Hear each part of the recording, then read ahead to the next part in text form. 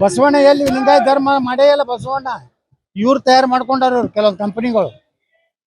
ಬಸವಣ್ಣವ್ರದ್ದು ಬರೇ ಹಿಂದೂ ಸಮಾಜದಲ್ಲಿರುವ ಮೂಢನಂಬಿಕೆಗಳ ವಿರುದ್ಧ ಹೋರಾಡ್ಯಾರ ಹೊರತು ಅವ್ರ ಧರ್ಮ ಸ್ಥಾಪನೆ ಮಾಡಿಲ್ಲ.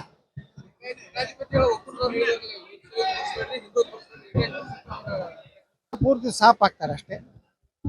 ನಮ್ಮ ಹಿಂದೂ ನಾವಂತರೂ ಹಿಂದೂ ಅಂದ್ರೆ ಮೀಸಲಾತಿ ಸಿಗ್ತೈತಿ, ಲಿಂಗಾಯತ ಅಂದ್ರೆ ಸಿಗುದಿಲ್ಲ. ಲಿಂಗಾಯತ ಜಾತಿ ಅಂತ ಕನ್ಸಿಡರೇಷನ್ ಐತಿ. ಧರ್ಮದ ಹೋರಾಟಕ್ಕೆ ಹಿನ್ನಡೆ ಆಗುತ್ತೆ ಸರ್. ಯಾವ್ದು ಕಡೆ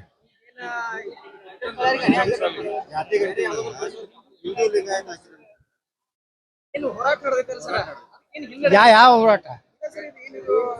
ಲಿಂಗಾಯತ ಧರ್ಮದ ಏನ್ ನಡೆದೈತಲ್ಲ ಸರ್, ಇದು ಲಿಂಗಾಯತ ಅಥವಾ ಧರ್ಮ ನಡೆದ ಹೋರಾಟ ನಡೆದೈತಲ್ಲ, ಇದಕ್ಕೇನ್ರಿ ಹಿನ್ನಡೆ ಆಕತ್ತೆ ಏನಂತ ಸರ್? ನೋಡ್ರಿ, ಈಗ ಎಲ್ಲಾರು ತಗೊಂಡಿದ್ದು ಹಿಂದೂ ಧರ್ಮದ ಹೆಸರಿನಿಂದ ಅವ್ರ ಜಾತಿ ಸೇರ್ಸ್ಯಾರ. ಕೆಲವೊಂದು ಲಿಂಗಾಯತರು ಸಹಿತ 2A ಹೋಗ್ಯಾರ. ಅವ್ರು ಏನಂತ ಹೇಳ್ಯಾರ ಅಲ್ಲಿ? ಲಿಂಗಾಯತ ಅಂತ ಹೇಳಿಲ್ಲ, ವೀರಶೈವ ಉಪಯೋಗ ಮಾಡಿಲ್ಲ, ಹಿಂದೂ ತಮ್ಮ ಉಪಜಾತಿ ಹೇಳ್ಯಾರ.